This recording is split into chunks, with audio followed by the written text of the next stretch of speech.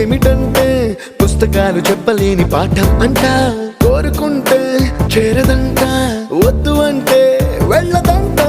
నేస్తమంటే ఏమిటంటే కన్నవాళ్ళు ఇవ్వలేని ఆస్తేనంట, ఇస్తూ నీకై ప్రాణం పంచిస్తూ తన అభిమానం, నీలో ప్రతి ఒంటరి తరుణం చెరిపేస్తూ ఎన్నో వేల కథలు.